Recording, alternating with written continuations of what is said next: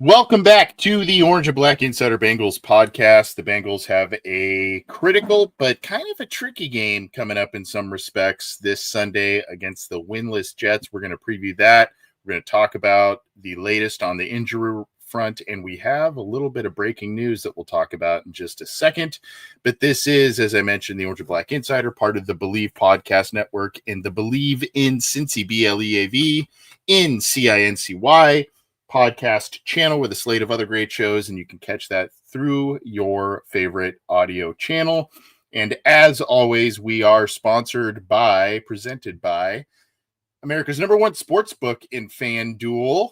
And the Bengals, some folks may have made some money last week, maybe even the week prior, with the Bengals covering a big spread. So you got to get into FanDuel where your state is allowing sports betting. Mine does not currently, but regardless, you got to go to America's #1 sportsbook. And we are also presented by FOCO, the fans only company, where you can get exclusive lines of Bengals merchandise.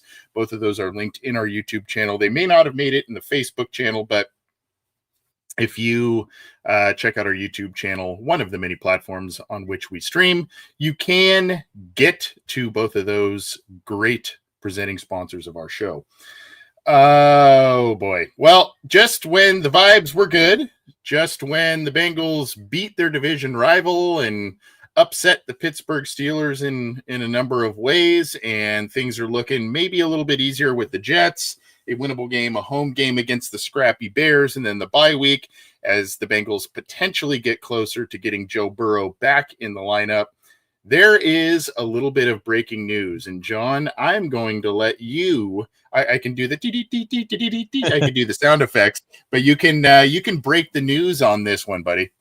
Yeah, Logan Wilson has officially requested a trade from the Cincinnati Bengals, as first reported by ESPN's Ben Baby. And Anthony, kind of seems equally surprising as it does inevitable, considering the situation with Mr. Logan Wilson. For context, Logan Wilson's been here since 2020, one of the best mid-round picks that this team has had in recent memory, has become a starter, or at least was a starter for most of the first 5 years of his career, was recently named a team captain for the very first time, and a player that a lot of people assumed would thrive in this defense, considering it's coordinated by one of his first position coach. Al Golden was obviously the linebackers coach when Wilson was drafted in 2020. He was there for the first couple of years of his career.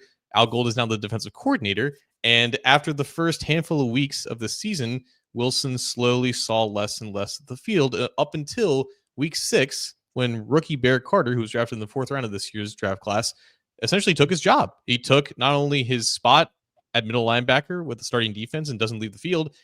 Barrett Carter now wears the green dot on his helmet, which signifies he gets direct communication from Al Golden. He's basically the quarterback of the defense. That used to be Logan Wilson's responsibility, used to be his green dot. He doesn't wear it anymore. So the past 2 weeks, he's been on and off the bench, on and off the sidelines based off of injuries and how other players are playing. And Wilson, rightfully so, after being named a team captain for the very first time, thinking that he's a starter on this defense, who still has a handful of years left on a contract that's paying him a handful of millions of dollars a year, he's now seeing the bench. And I completely understand why, with about 12 days left until the trade deadline, why he feels like he needs to get a fresh start, because his value within this defense apparently isn't what there's a difference in terms of what he thinks he provides this defense and what the coaching staff thinks he provides. So this is, unfortunately for Logan Wilson, just a product of a new coaching staff coming in and identifying that they want to give other players, specifically younger players, a shot over him. So we saw a little bit of the writing on the wall with Jermaine Pratt being he was disgruntled. There were some rumblings towards the end of last season that his play had declined. Maybe he and Golden weren't on the same page. And with the 2 draft picks, you kind of felt like, okay, this is probably time that the Bengals move on from Jermaine Pratt. 2 young guys, Logan Wilson can show him the reins towards the middle and end of his career potentially. And then youth movement a year, 2 years down the road type of thing. Now you have this.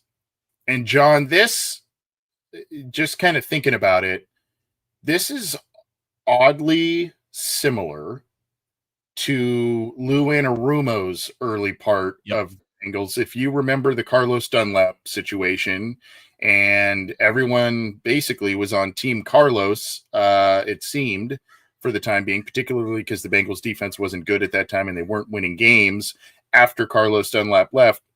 Correlation, what is it? Causation, not correlation, or whatever that saying is.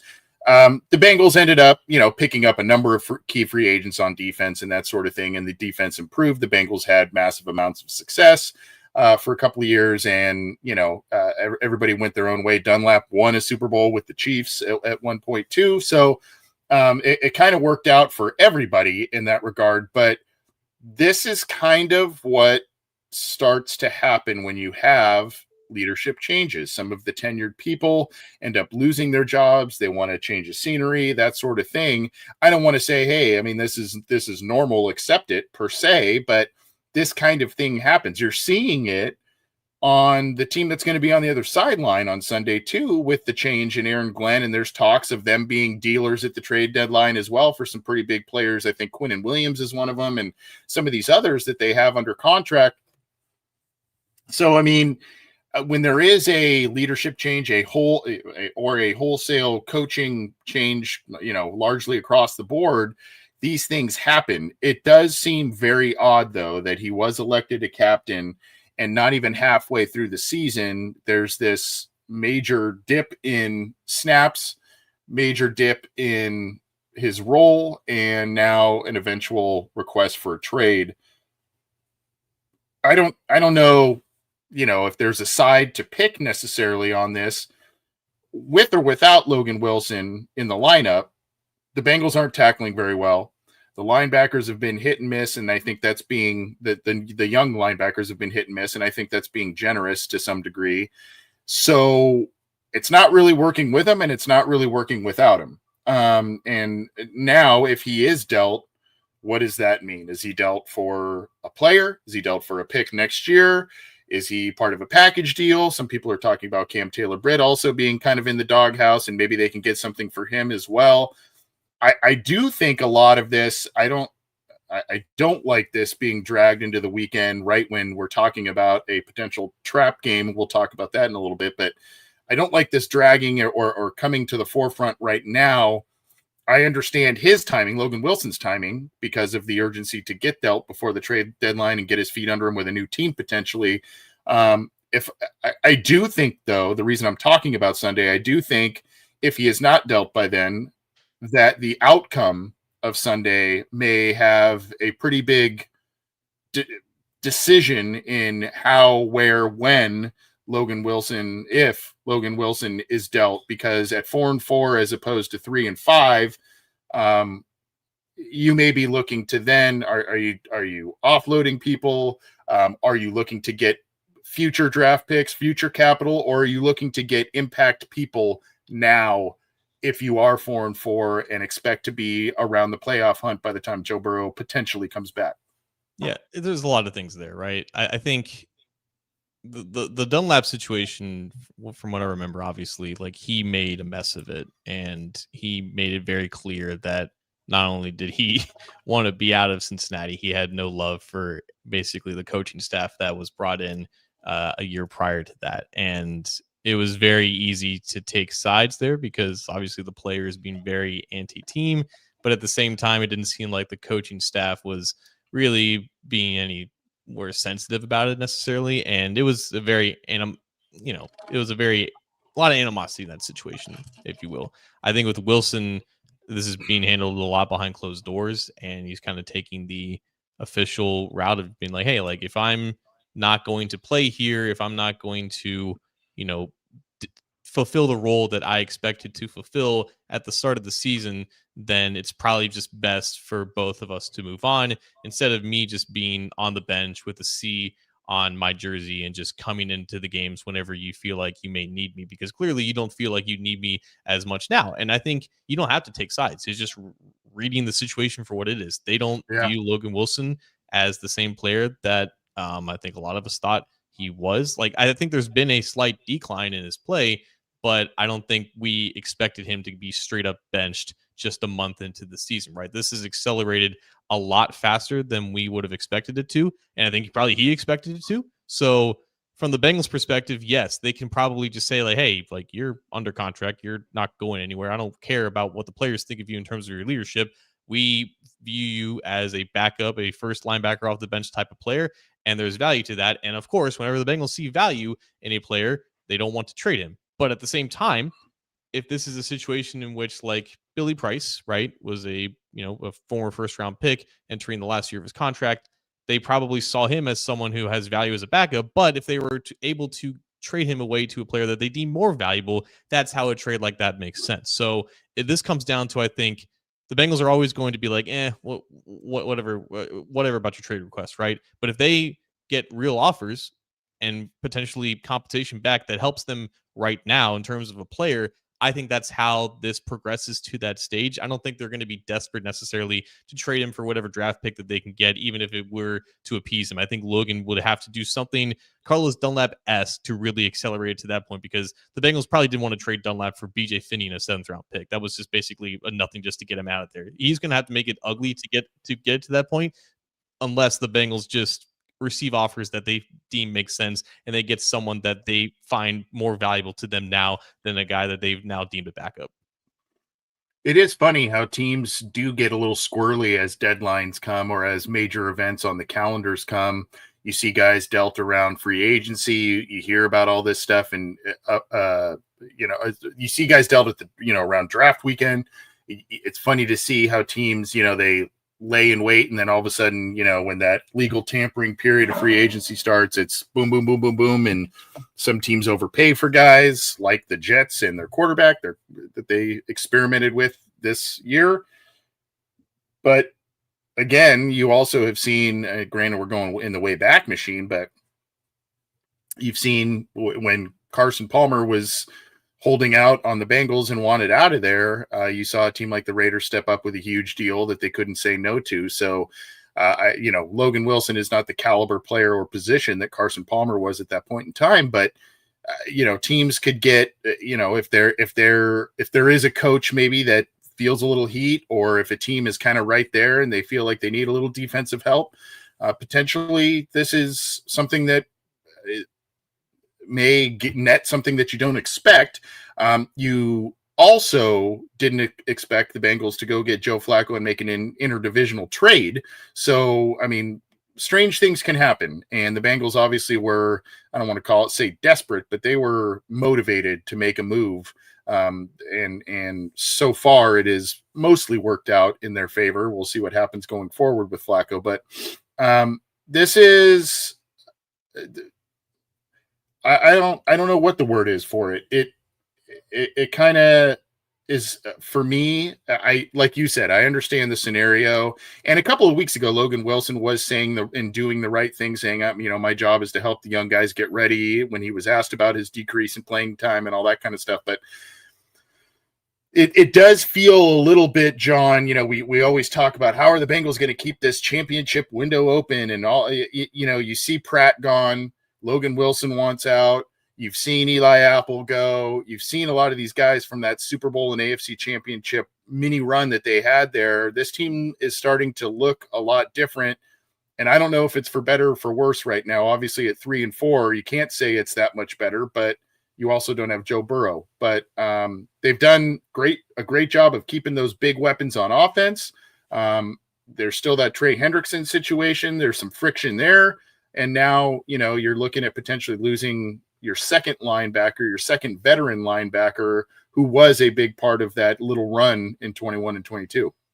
The remaining players from their last playoff win on defense are BJ Hill, Logan Wilson, and Cam Taylor-Britt. One of them has been benched and just requested a trade. The other one is a healthy scratch now, and it's just buried on the depth chart.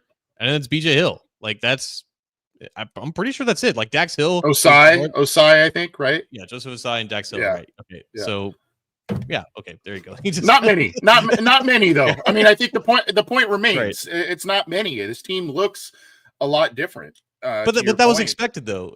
Was it not? Like that's what they knew that had to happen, and that's why they went so heavy on the defensive side of the ball for the following 3 drafts. And unfortunately, a lot of those picks right now just haven't netted the result that you would have hoped to see, and just the players just aren't at the level of which the starters were from 2021 to 2022. That's why you're in this position where you just don't know if this defense is good enough. This is interesting from our buddy Jason Von Stein. Of course, the Colts and Anarumo, the defensive coordinator there. The Colts playing some very good football at this moment. They also have Mike Hilton and Pratt there now. So that Wilson to the Colts, I don't know. Maybe he's looking for the reunion from a couple of years ago, and maybe that is a place where Wilson wants to land. Who knows? But something definitely to monitor. Again, breaking news: the Bengals veteran linebacker Logan Wilson has formally requested a trade. What is formal? I mean, is that your agent approaches management? Is that kind of the formal? I mean, that's my take on it, or that's my understanding of it. But formally requests a trade from the Cincinnati Bengals. What'd you say? Just shy of 2 weeks of the trade deadline there. So. We will monitor this. We will keep you updated on that, both on this podcast as well as on cincyjungle.com. And I know John will keep you apprised of things over at A to Z Sports too. But some news that finally we take the air with some breaking news. Normally we take the air and then the news breaks right after we're off. So finally. This is the Orange and Black Insider Bengals podcast presented by FanDuel, America's #1 sportsbook, and FOCO, the fans only company.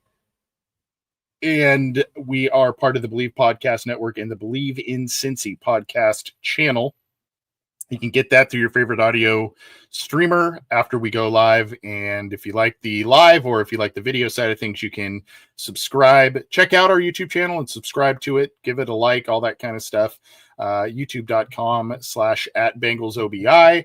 Our stuff is posted to cincyjungle.com as well as on the Cincy Jungle Facebook page and a number of X accounts as well. So, you can check out the video stuff at all of those places too. Let's get going on the injury report. It is a little later in the week, so we have a little bit of a clearer picture as opposed to, say, Tuesday or Wednesday, John.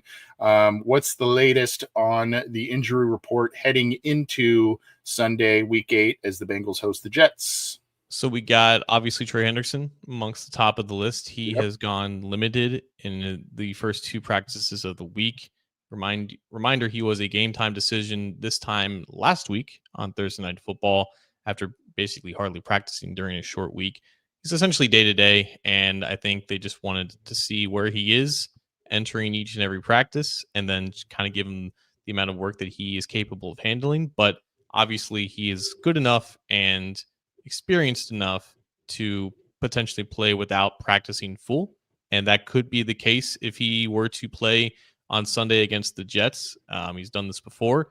So him not going full is probably not a death sentence for him specifically, but that is still something to monitor if he can't go full this week with the hip injury. Tanner Hudson is still in the concussion protocol, but he finally practiced full for the first time on Thursday. He was limited Wednesday, so that is a positive sign for him to play. Reminder that Mike Gesicki is now on injured reserve, so they're down to 4 tight ends, and Hudson is really that 3rd or 4th option there. Senator Johnson was officially cleared to practice earlier this week with a calf injury that he suffered all the way back in training camp. So he's been on IR for the entire season thus far. He's not officially on the active roster, but he was a full participant for the first 2 practices of the week. Charlie Jones dealing with a rib injury. He practiced full for the first time in a minute. Matt Lee is dealing with a knee injury. He's still limited. Cam Sample was a non-participant in the first practice of the week with a knee injury, but he went limited on Thursday. Marco Wilson, backup cornerback, has not practiced this week with a hamstring injury. So you're looking at just a handful of guys that may be in real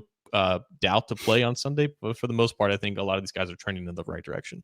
If I'm not mistaken, the Steelers game, that was the first game Trey Hendrickson missed as a Bengal, right? I mean, in a long time, like 2022. Yeah, I think. yeah.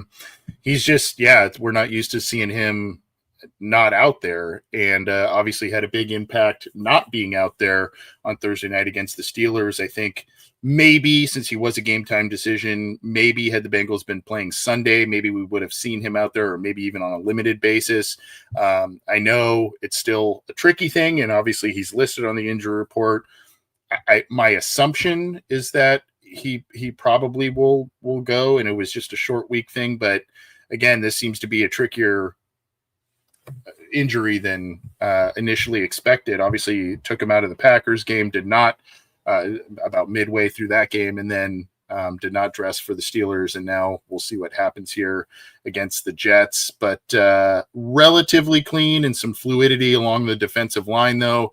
We will see, obviously, as I mentioned, Hendrickson's impact not being on the field last week was felt. The Bengals just could not get solid pass rush for most of the evening, but hopefully that changes this week. But pretty. I mean, you're more or less your normal bumps and bruises along the way. I think right now the Bengals still remain relatively healthy. The Gesicki injury is a tough one, particularly since he just signed a deal this offseason. You hate to see an injury right after that happens. It's just like, oh man. And the Bengals have had their share of that over the years, but we'll continue to keep you updated on things with injuries and everything. We're going to start to preview the Jets and the Bengals. John, have you looked at the line? What's I think the Bengals are relatively heavy favorites this week, correct? 5.5, if I'm not mistaken. Yeah. It's not so bad. Yeah. You usually get 3 at home. But I don't know. That line seems weird because the Jets are just struggling, but some of the losses the Jets have suffered have been pretty close, if my memory serves. I know they lost that ugly game in Europe where their defense kept them in it the whole time.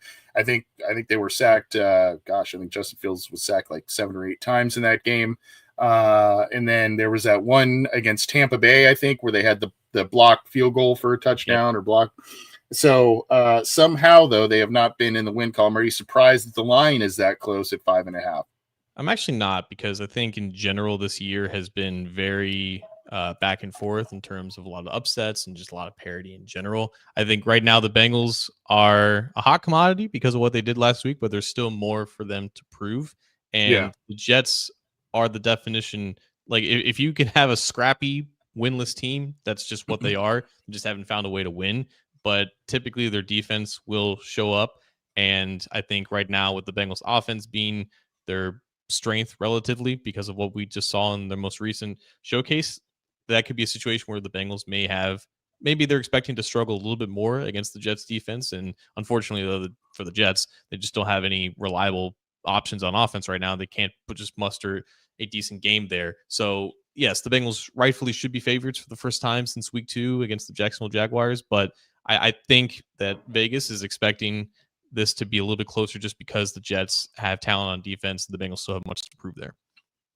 Yeah, I would agree with that. And, I think maybe Vegas learned a little bit of a lesson in that Green Bay game when the Bengals were 14, 17-point underdogs in that one in Flacco's first game, and the Bengals made a little bit of a run at it. So, I mean, I guess that's and by the way, of course, go to FanDuel if you want to place some money on that line, or either way, whichever side you want to go with that, or if you want to do a parlay, game parlay, anytime scorer, all that stuff is through FanDuel. Got to create an account. Go to FanDuel.com, America's #1 sports book, to have some extra fun on Sunday.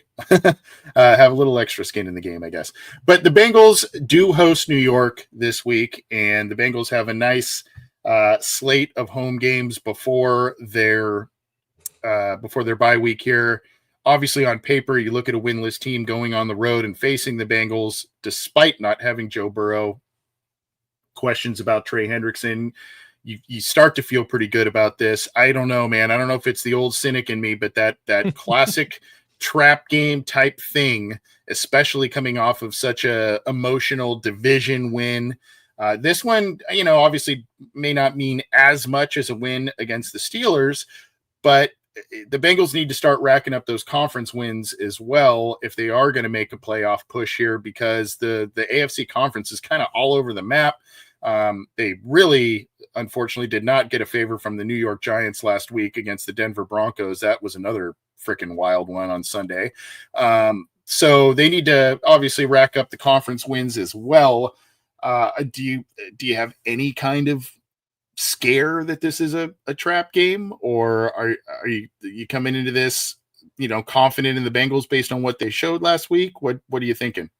The Bengals are not good enough for this to be labeled a trap game. They're still a 3-4 team, right? They're just the weirdest version of themselves. Like I feel like I keep harping on that. This season is unlike anything I've ever seen, but there should be no shortage of urgency and focus and attention in that locker room after they were just 2-4, and everyone was talking about how this season is probably lost and they need to start liquidating and potentially coaches are fired. One game, albeit a great, wild, crazy, and promising game, should not change that. It keeps the season alive, but like you said, they still have a lot of work to do. They're still 3-4. Like, this conference is wide open, but they can only take advantage of that if they start racking up some wins. And they not only need to beat the Jets, I think they had to look good beating the Jets too. Like, they played 2 games this year. They've either won kind of ugly or just won close, and they've lost bad. Like, they haven't won in a convincing fashion to make you feel like that they've started to solidify themselves. And that's kind of par for the course, regardless of who's at quarterback right now, because it's late October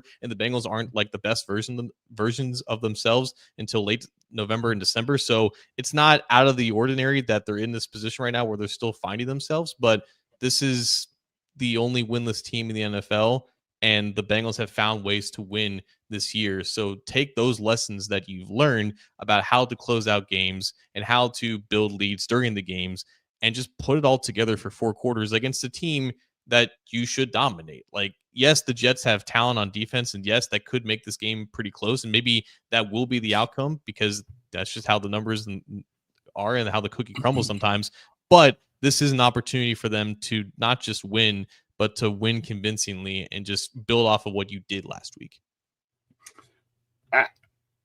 If the Bengals offense plays this Sunday like they did the majority of Thursday night, I think obviously this bodes very well for the Bengals and could be an even larger margin of victory. It's interesting you say the margin of victories that the Bengals have had too. I mean, 2 of those wins, well, 1.5 of them was with Joe Burrow. So technically half of the wins have been with Joe Burrow, and half of them have been with Joe Flacco in a sense, but or one with Joe Flacco and half with Jake Browning, if you really want to be technical about it. But I mean, this margin of victory thing has been really despite who the quarterback is in the lineup at this point. But I think if the Bengals have indeed gained their footing, especially on offense with a new quarterback, if there is a similar level of play that we saw against Pittsburgh, this should definitely be a Bengals win. The question, though, John, was Thursday night the beginning of a trend? Was it an outlier? Was it somewhere in between? I don't know that we can expect 343 touchdowns and 0 turnovers from Joe Flacco every week, but I mean, are you confident based on what we saw the second half against Green Bay and the 4 quarters against Pittsburgh, or I guess 3 quarters because the Bengals started out sluggish overall. They fell down 10-0. Are you confident that this is the beginning of a trend, or is it still, I don't know, because the sample size is still relatively small? The sample size is relatively small. I think the reason why this can be a trend is because the Jets, I think, do similar things on defense to the Steelers. Like, they've always kind of been a very man-heavy type scheme, and that remains the case with Aaron Glenn as the head coach who, obviously has a defensive background and kind of runs that side of the ball. That's what they like their cornerbacks to do. They like to go in single high coverage. So the Jets, again, like, I don't know if they're at a point in their season in which they need to try to find solutions to things that they've kind of tried to stuck to their ways of doing in the first 7 games of the season. Obviously, they're doing that at quarterback right now because they're not telling us who's going to start between Justin Fields and Tyrod Taylor. But I'm thinking just defensively, the Steelers tried to match up against the Bengals receivers, and then Joe Flacco made them pay. And I don't think the Jets are too dissimilar in terms of what they like to do schematically. And for a team that is just trying to find themselves, I do wonder how much they're willing to change at this point on that side of the ball and adapt against an offense that clearly has the capability, like you said, to take the top off of the ceiling. And that's not a phrase. I don't know what I'm saying. But the Jets, no, like they have talent on that side of the ball, and that's how they can make it interesting. But like if the Bengals offense is functioning like they did last week, this is a pretty good matchup for them to continue what they were doing 7 days ago. So Tyrod Taylor this year, 62.3 completion percentage, 379 yards, 3 touchdowns, 3 interceptions. 2 of those interceptions came last week against the Panthers, and a 45.5 completion percentage there. So coming in, it's not like he showed what Flacco showed last week type of thing. So that's obviously something to look at. You look at Justin Fields, 63.7 completion percentage, 845 passing yards. He has 4 touchdown passes, 0 interceptions, but they're just not winning games with him. And, he's running into sacks. He's not reading pressure. He's not making the right reads according to them. So that's why, despite some of the statistical disparity there is not, there are questions. And again, like you said, the Jets are kind of playing it close to the vest here. I would not be surprised if you see both of them in some capacity this week. I mean, I know that's not ideal, but it very well could be we're starting one, and then if they're struggling or if there's that sort of thing, we're gonna bring in the other guy. It's going to be a short leash for either guy. So I would not be surprised if that's the case there. We can talk about keys. For me, of course, your every week thing, pass rush, protect the quarterback. I think the Bengals need to continue some of the momentum on their offensive line that they've found of late. But interestingly enough, Dalton Reisner, who played last week and played against the Steelers and played pretty well, he was, I think, seen this week as kind of being a backup at this point. So they had Dylan Fairchild back in there. So I don't know. And Fairchild's had some good and some bad, but that's going to be interesting to see if the Bengals can keep momentum. To me, John, I think Evan McPherson needs to continue his pace in this one of, being that old, reliable, almost borderline Mr. Automatic, especially from long distances. I think that has to be a thing where you just don't even have to worry about that in this game. You can't have those kind of errors. You can't have, the turnover margin thing. You just can't have dumb mistakes or free points to a team that is massively struggling, does not have a win, and is desperate for one. You can't have dumb mistakes, leave points on the board, etc. Or if you do get a turnover and do nothing with it type of thing.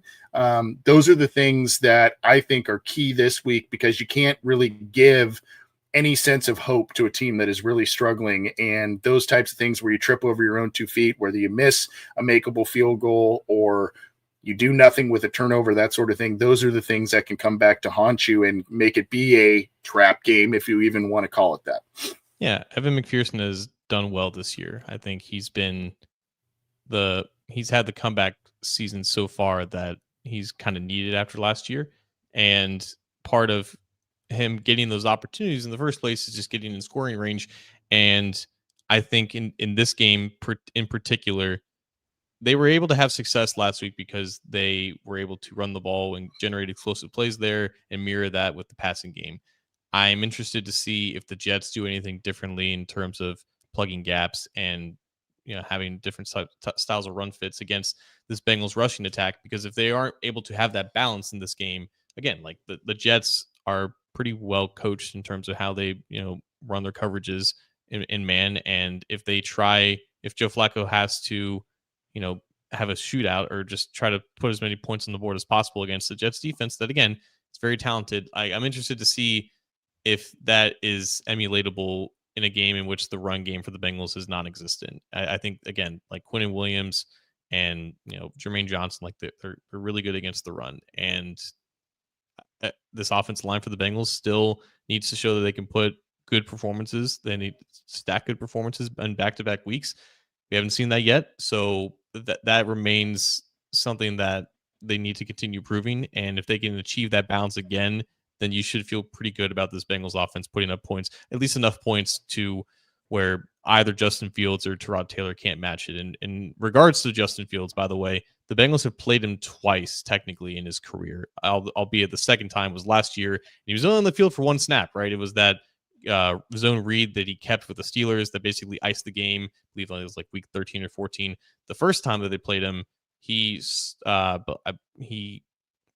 always forget, it was Andy Dalton who ended up beating the Bengals for the Bears. But I think Dalton came in for Fields in the middle of the game, or it was vice versa. I Vice always versa. forget. It was Yeah, vice yeah. versa. So the Fields has played the Bengals twice, but never a full game. And that's interesting because now you're in a situation in which he was the starter entering this week and he was benched, and Aaron Glenn doesn't want to announce who's going to be the starter. And you're right. It could be a situation in which both quarterbacks play, or at least they just want to take advantage of Fields' mobility and maybe use them against a Bengals defense that doesn't have the best time of defending quarterbacks such as that. So that's definitely an interesting variable to watch for sure. Well, all of the quarterbacks appear to be just missing some inclement weather. It appears that it's going to be cloudy and cool in Cincinnati, but no rain. The rain is apparently coming Monday and throughout almost the rest of the whole week coming up for you there, John. So you'll have some precipitation throughout the weekdays there, but not so much on Sunday. That's interesting too, that dynamic you mentioned about the mobile quarterbacks, which, both of them, Taylor and Fields, can provide that. Fields is a little more electric in that regard. As you mentioned, he used that very well with the Bears to get that win, a very frustrating game in that regard. The Bengals were just coming off of that Vikings win, and that was week 2 and all that kind of stuff. I guess we can kind of go back to our first segment about Logan Wilson and the value, despite the tackling issues, the value of a veteran guy that can roam the field against these mobile quarterbacks. Might you be hesitant, despite whatever offer might be out there for this week? I mean, you got Caleb Williams the next week too. So, I mean, you can kind of just keep kicking that can down the road a little bit, but might some veteran presence at linebacker help you out this week because of the mobile nature of whichever guy is going to be under center for the Jets?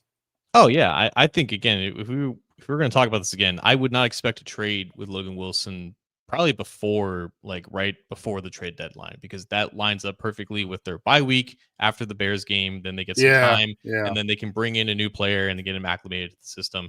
They would love to have Logan Wilson for these next 2 games for that exact reason, right? You're facing different coaching staffs, different offenses. You don't have a lot of film on them, and they have a lot of dynamicism to them. Again, the Jets offense hasn't really done much of anything, but you never know when that week could happen. And I think you want as much experience as possible, even if he comes off the bench in that regard. So I think it is going to be weird if he's even going to be active, right? Like if that's going to be a situation in which they don't want to trade him yet, but you just have no idea.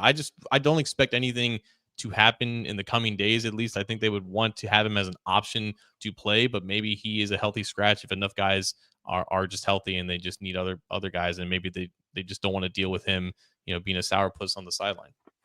What is I mentioned some of my keys being, avoid leaving points on the board and, that sort of thing. What is a key or two from you in this one for the Bengals to kind of start riding some momentum as they get close to their bye week?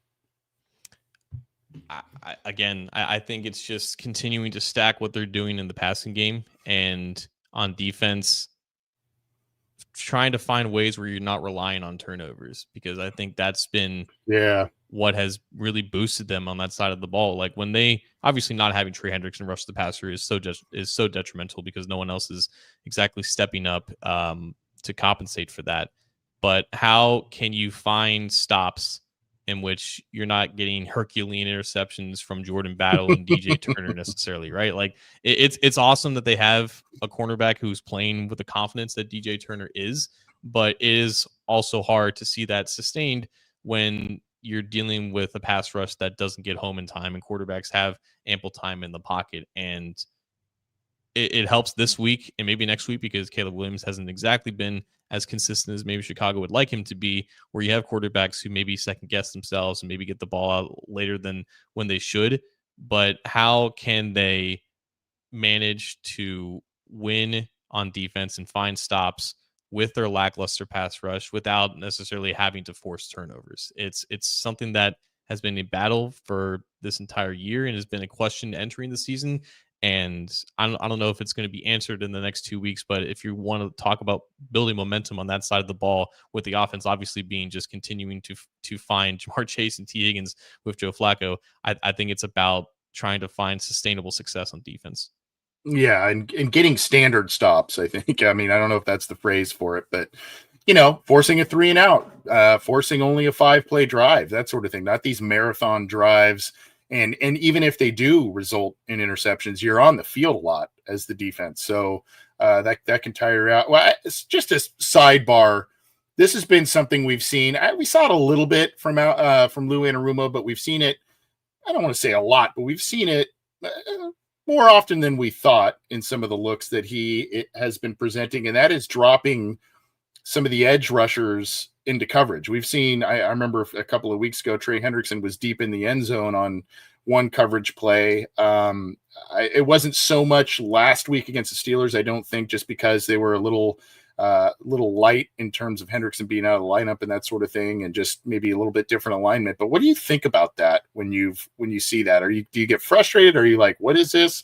Or do you think, hey, this maybe is a little bit of a creative wrinkle that the other offense isn't expecting, and that's that?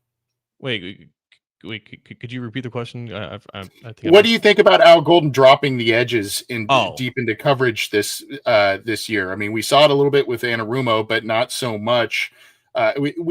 We're not seeing it like on an every down basis or anything like that under Golden, but we have seen it this year. We've seen Hendrickson drop into coverage in the end zone and that sort of thing. I mean, do you think that there's some untapped wisdom in that we're not seeing, or is this something that just frustrates you in some of those looks? Just pick a style of edge that you want and just go with it, because that happens in traditional 3-4 defenses when you have stand-up outside linebackers who are able to drop back and rush. You've built your defensive end group and with guys that are just supposed to have their hands in the dirt and just either set the edge or attack the quarterback. Joseph Ossai and Cam Sample are not assets when they're going backwards, and that they've been exposed multiple times when that happens. So no, I don't think it's a creative wrinkle at all, because it's just easy for teams to identify when it's happening and then just expose it when it does happen. It's unnecessary. And to me, if you're dropping your best pass rusher and your best defensive player and Trey Hendrickson into coverage on a passing situation, you are, I mean, as simplistic as it sounds, you're missing out on an opportunity for a big, a quarterback sack, a sack fumble, a pressure from a guy who is very adept at doing that. So you're kind of stepping on your own feet a little bit in that regard, but a little bit of a sidebar. That's something that we've seen. It wasn't so much Thursday night, at least that I noticed, but I think I saw Hendrickson in the end zone on a coverage against Green Bay, and a couple of other instances. So hopefully that starts to lessen, unless somehow it proves fruitful. But as of now, it doesn't seem to be. But that being said, John, what are your predictions for this game? What do you see happening in this one? Do the Bengals squeak one out? Do they win comfortably, or is this where the Jets finally get into the win column? I don't think the Jets win this game, but I do think that there is a chance that they keep it close. I think a true win for the Bengals here is to win by covering the spread, potentially 5.5 points, courtesy of our friends at FanDuel. But I think like winning convincingly without making this like close 1-score game at the end, I feel like that's the true win for the Bengals. You're at a point where if you want to be real about this season and be real about being contenders, then build off the momentum that you had last week at home, Ring of Honor game, carry that momentum and actually put together a full game on offense against the defense that, again, can cause some problems up front. But you should feel a little bit more confident about what you're doing, about the quarterback, about his connection and his chemistry with his new teammates. Win by 8 or 10 points at least, and not have this could come down to the wire. It may not be that high scoring of a game because, again, I think the Jets defense has some players, right? So I'm going to say the Bengals win this one 23-13. Okay. By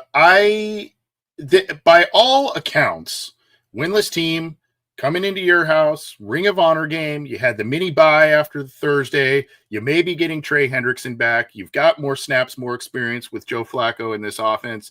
This should be a 2-possession win, I think, for the Bengals, and it very well could be. But I do think that this quarterback fluidity, it could go wildly against the Jets or wildly for them, depending. I don't know what their locker room pulse is on, those guys and who they may want or, that sort of thing. But by all accounts, just looking at things and those aspects I just laid out, this should be, I don't want to say an easy win for the Bengals, but this should be a comfortable win.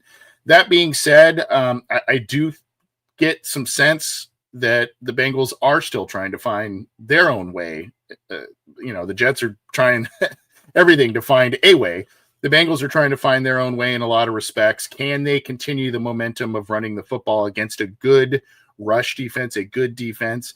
Can they continue to play clean and turnover-less football on offense? Can the defense find ways to get off of the field, and like you said, not by some miracle interception that happens at their own 20-yard line or in the in the red zone area, that sort of thing? Can they get off of the field and get their offense better field position just by a standard stop here and there? It doesn't have to be an absolute shutdown.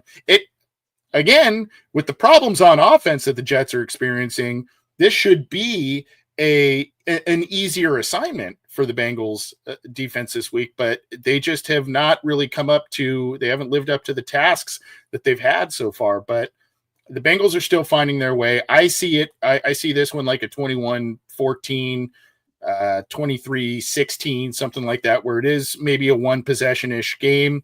Maybe they do cover, but potentially a little closer than you would like. It would not necessarily surprise me if the Jets come out, I don't know what the word is, enthusiastic or motivated to get that first win. We will see, though. The Bengals play the Jets at Paycor Stadium. It is the Ring of Honor game at 1 p.m. on Sunday. Let's drop the mic and get out of here, John. We've talked about Logan Wilson's trade. We've talked about the injury report, and we've previewed the Jets game. What do you have for us on the way out of the door? Well, we just briefly mentioned it, but it is the Ring of Honor game on Sunday, and Dave Lapham, Lamar Parrish will get their time to shine. Lamar Parrish is also amongst a lot of these senior finalists for the 2026 Hall of Fame class, along with Kane Anderson and Isaac Curtis. Willie Anderson, obviously one of the modern-day finalists as well. But yeah, a lot will be said about Dave Lapham this weekend because, he's obviously still part of the franchise, being the voice of the team as the analyst, and that's going to be a great moment for him. But also shout out to Lamar Parrish, who I think has deserved this honor since the Ring of Honor had first been announced in 2021, and someone who has a legitimate chance to make the Hall of Fame as well as a senior candidate. So this is about both men, but I'm really excited for Parrish as well. He may not be as popular amongst the fans as Dave Lapham is because of Lapham's career, and he's obviously earned that. But special shout out to Lamar Parrish, who has definitely earned this honor as well. Absolutely. Congratulations to both of them. It's interesting you bring up Isaac Curtis. If you look at his statistics compared to a Hall of Fame wide receiver in Drew Pearson for the Cowboys, similar era of football, they are pretty close. And I know Drew Pearson was on those Roger Staubach teams and that sort of thing. Curtis was an innovative receiver in his time as well. And Parrish, I think it would be so cool if both he and Riley somehow ended up in there together because they played so well together for so many years. This is what's also cool to me, John, about the Ring of Honor is, some of these players that are in the Ring of Honor left the Bengals, and it wasn't on the best of emotional terms. You know, Boomer did come back in 97 and rode off into the sunset a little bit as he led the team to, you know, a really nice record there. But before that, in leaving to the Jets and the whole Sam Wyche thing and all of that, he didn't leave, I don't think, on the best of terms with the Bengals at that time, and whatever that was, 92, 93. And then you have Corey Dillon. We all know the story behind that. Parrish was another guy who wanted a new contract and wanted to get paid, and the Bengals said, we're going to trade you. And then he went on to Washington, ended up playing well there too. So I just think it's a really cool full circle, and I guess that plays into the whole ring thing, but it's a full circle deal where some of these guys are honored, and time heals wounds. I don't know if it heals all wounds, but it heals wounds. And, you know, these differing background, you know, even Chad Johnson, he left the Bengals, went to the Patriots that year in 2011 and that sort of thing. So a lot of these guys have come back to the Bengals after maybe they didn't leave on the best of terms, varying degrees of circumstances between all the names I mentioned there. But I think that's what is really cool to me. One of the really cool aspects about this Ring of Honor is bringing these guys back. And sometimes what is remembered about some of those guys, namely, and credit to Corey Dillon about this, because he's gone on a number of shows and that sort of thing, talking about, hey, you know, I want to be in the good graces of Bengals fans, that sort of thing again. And this is what I want to be remembered for, not, you know, asking to be traded or contract disputes and that sort of thing.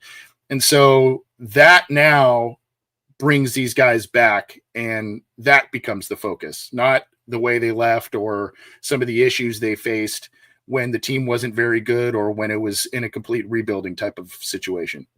And that, my friends, is what you call a mic drop. That was spectacular.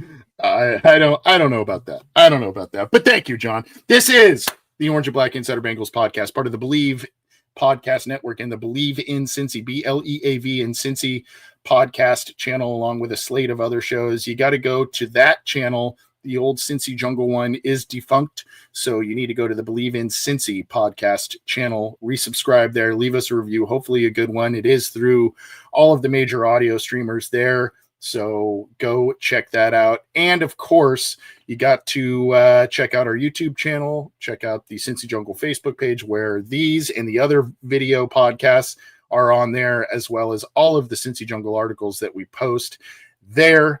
You got to keep it to A to Z sports.com, where John is keeping you up to date over there. We do pin quite a few of John's stories on our Cincy Jungle morning news dump as well. So in case you haven't been over there, you probably have checked out a few of those on our news dump. So check that out. Our show, once again, brought to you by America's #1 sportsbook in FanDuel. Go place your bets this weekend. If you're feeling confident in those Bengals against the Jets, go show it. Go tell FanDuel and lock those bets in this weekend. And of course, FOCO, the fans only company, and their exclusive line of Bengals merchandise. Both of those links are in our YouTube chat, as well as on the Cincy Jungle article and in the audio stream. You can get those there. John, you are the man. This has been a fun one, despite talking about the potential departure of a long time and fan favorite, albeit when, we don't know. But it's been a fun show, my friend, and we will be back to talk about what transpired on Sunday. Have a good week, John. Have a good weekend, everybody. Yeah, crisscross applesauce, right? All right, take care, everyone.